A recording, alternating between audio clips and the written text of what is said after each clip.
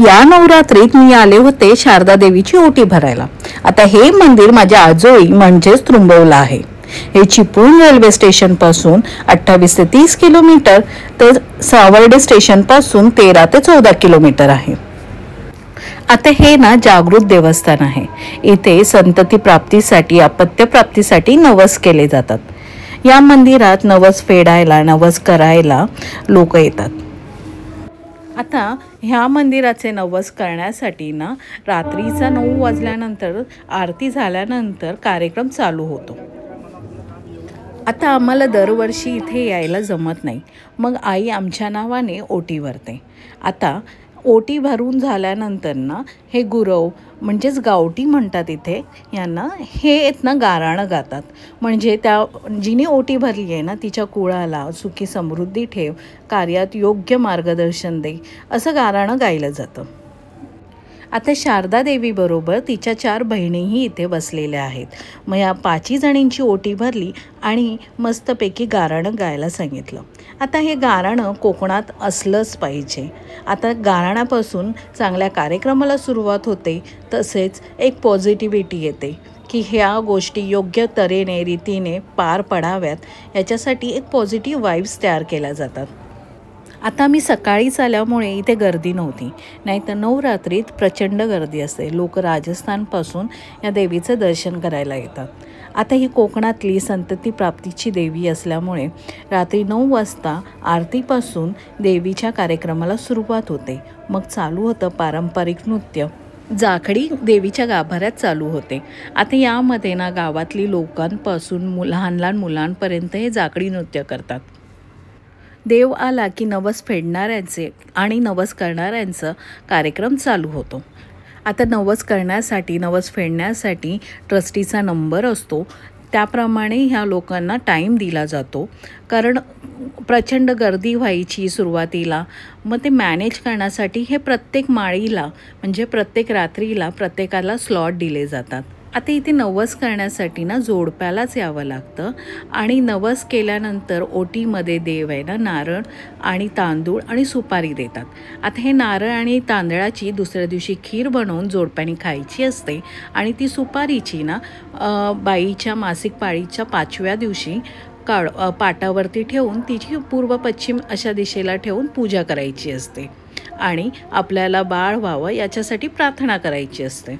आणि जेव्हा ती बाई गरोदर राहते तेव्हा ती सुपारी तशीच ठेवायची आणि बाळ झालं की ती सुपारी परत करायला इथे नवस फेडायला देवीच्या मंदिरात यायचं बाळाला घेऊन। मग ती बाळ देवी आपली खेळवते। आज दसरा असल्यामुळे 5 वाजता सर्व मंदिरात जमले आणि 5 वाजता पुन्हा होणार होती जागडी, म्हणजे देवीच्या इथले पारंपरिक नृत्य। तिच्या गाभाऱ्यात सुंदर अशी जागडी झाली आणि कार्यक्रमाला सुरुवात झालं।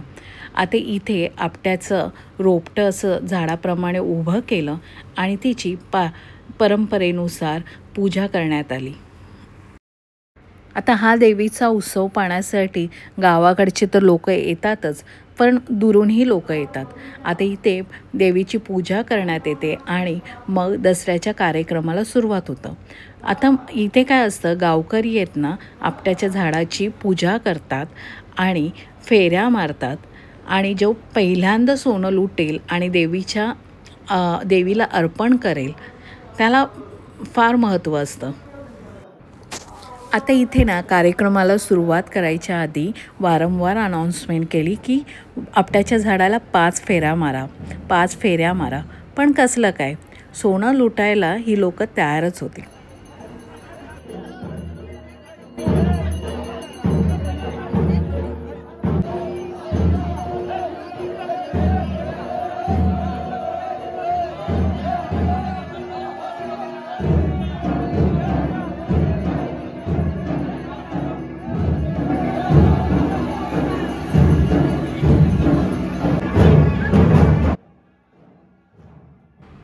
आता हे लुटलेलं सोनं देवीजवळ अर्पण करून हे सोन्याचं झाड प्रत्येकजण आपापल्या घरी घेऊन जातं आणि सोनं लुटायला सुरुवात करतं.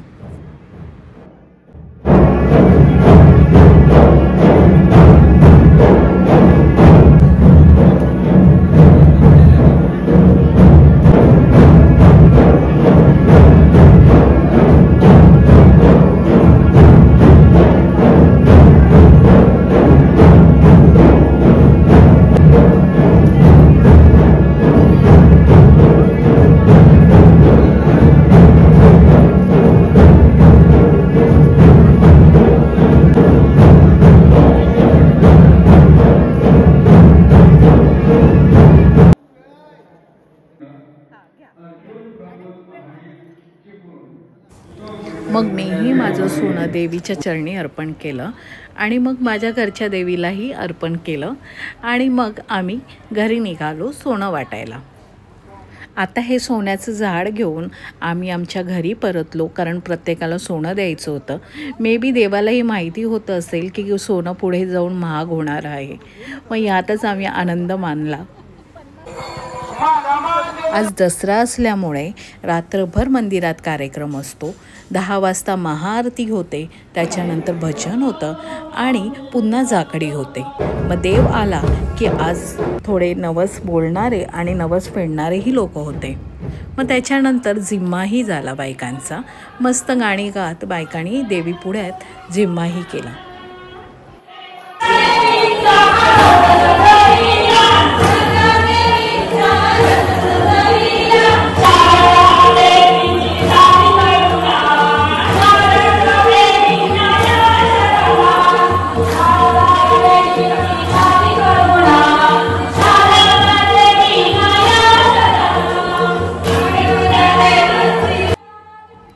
आता तुम्हालाही माझ्यासारखे खूप सारे प्रश्न असतील.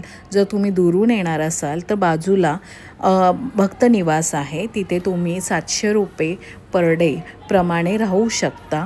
आंघोळीसाठी गरम पाण्याची वगैरे सोय आहे. तसेच गव्हर्मेंटनेही इथे बसेस सोडलेल्या आहेत, जादा बसेस सोडल्या आहेत. ते चिपळूण स्टेशनपासून सावर्डे स्टेशनपासून असतात. रात्री एक ST बस येते आणि ती वस्तीला असते आणि सकाळी पहाटे ती मंदिराजवळून निघते.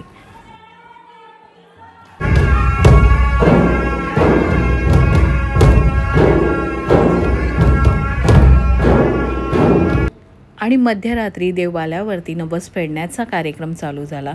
इथे लहान लहान मुलांना देव खेळवतो, त्याचा आशीर्वाद देतो आणि त्या बाळाला पुन्हा आईच्या ओटीत देतं. आता हे सर्व शूटिंग करण्यासाठी अलाउड नाही आहे, त्यामुळे ते शूट झालं नाही आहे. आणि मग दसऱ्याचा आजचा शेवटचा दिवस. मग देव जेव्हा उठतो, जेव्हा जातो, तेव्हा सर्वांना हे धान्याचं तृण देऊन जातो आशीर्वाद म्हणून.